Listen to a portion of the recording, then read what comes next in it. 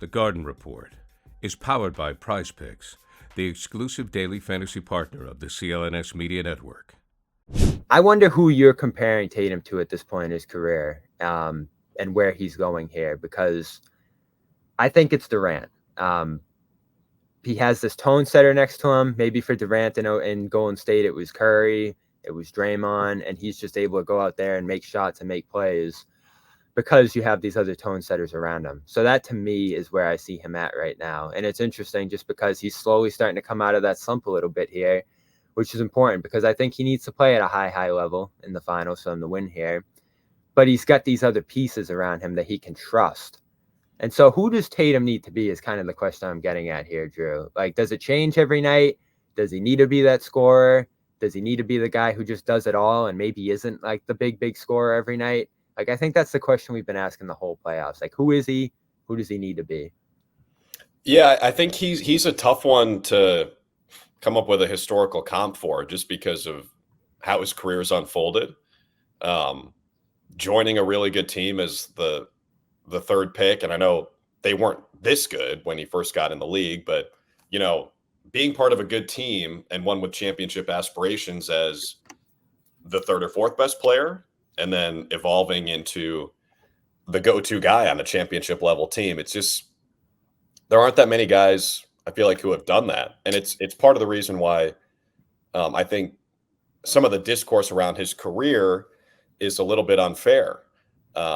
Because he's a victim of his own success in a lot of ways, where it's like it feels like he's been around in the Eastern Conference Finals forever, but he's still only 26.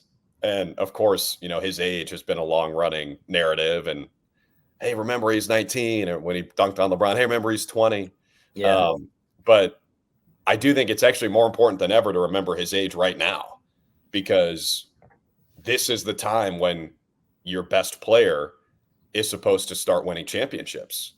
I would challenge anybody who thinks Tatum has been disappointing, or whatever word you want to use, to go back in NBA history and find me a team where the best player was younger than 26. I think it's really hard to do. Even the best players in NBA history, they don't really, I guess, modern NBA history. Like you look at a Kareem, Magic.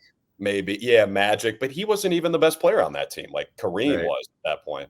Kareem with the Bucks, maybe, but Big O was on that team. So to me, guys come out of college later in that era and things like that. Yeah, Tatum exactly. comes into the league at 19, and the league was thinner. So it's different now. So I think you look since MJ, like people just don't really do that where they win a title when they're super young. So I think he's on course, man. I really do. And if he had entered as the alpha and everybody knew it with the Celtics team, then maybe people wouldn't freak out about every bad Tatum playoff performance. Right. And so that's where I get a little stuck with him, because like, does he know who he is? Does he know who he needs to be any given night? Or is it just going to change any given night? Because that's a tricky thing. Like, he's perfectly built to be a guy who, like, oh, I can get 15 rebounds tonight. That's my job.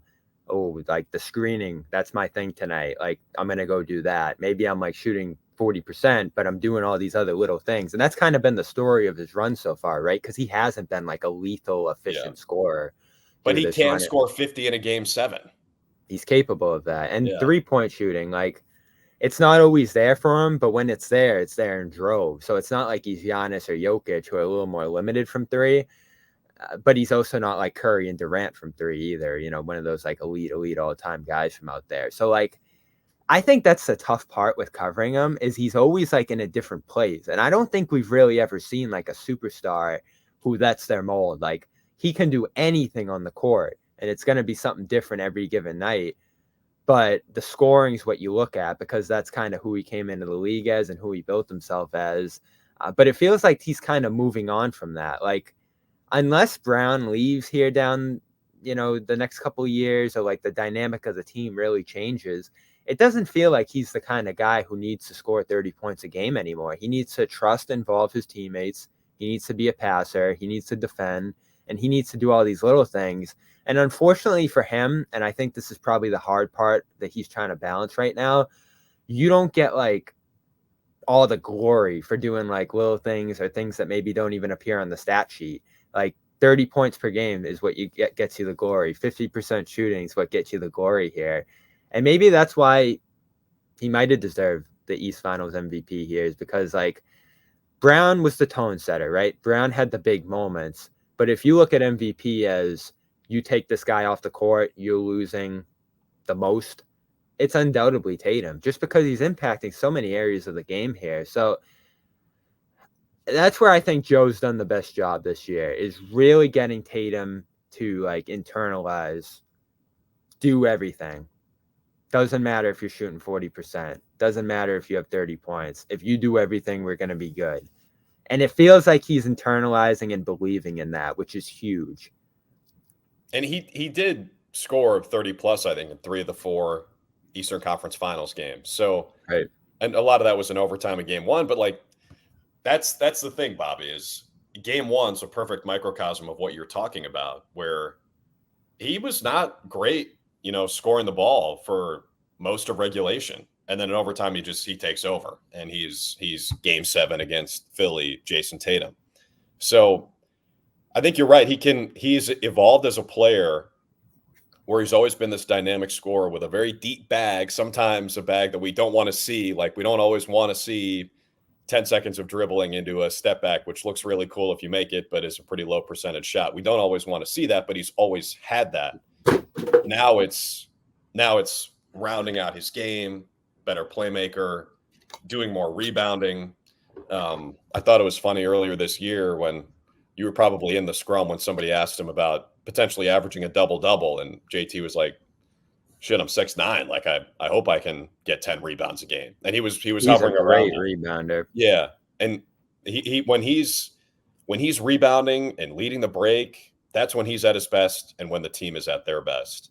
And with the way that this group is assembled, he doesn't have to score 40. Like, he doesn't even have to score 30 sometimes. So I think he's done a nice job allowing himself to, sink into this perfect mix, where we've talked a lot about sacrifices all year, and mostly with Al coming off the bench and Holiday shooting less. But Tatum's points per game was down a little bit this year too. So he's had to sacrifice as well. And without that, I don't think it would work as well as it has. Absolutely. And in a week, they're going to get a chance to win their first championship here, which is pretty exciting. I'm looking forward to being back at the finals, being around it. It's a really cool atmosphere. Have you been around the finals yet, Drew? No, this will be my first one. Yeah, it's pretty cool. It is pretty cool.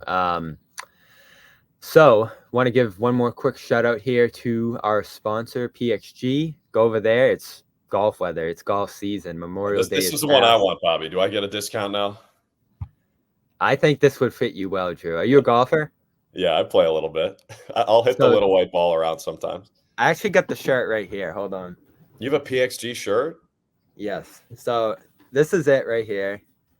Really light, great feel. It's almost like one of those like gym workout shirts. And so Nice. You got like athletic like build to it, but it's loose, it's light, and it feels good in the heat. So you're going to be out there. It's going to be summer weather. You're going to want polos, tees, hats like this, skirts, whatever you want. It's over there at PXG. Great golf gear over there, but we're talking about their apparel. It's even great just to wear out in the summer weather. It all feels good. Caps as well. A lot of great stuff over there at PXG. So Drew, anyone else can get 10% off their order when you use our code Garden Report. Go to pxg.com/Garden Report. A lot of cool designs too. I got the white one here, but a bunch of different colors, bunch of different designs over there. Again, use the code Garden Report to get a discount on all of their apparel over there at PXG. Testing my skills on Prize Picks this season is the most exciting way to play daily fantasy sports. If you have the skills, you can turn $10 into $1,000 with just a few taps. Use the code CLNS for the first deposit match up to $100. Pick more, pick less. It's that easy.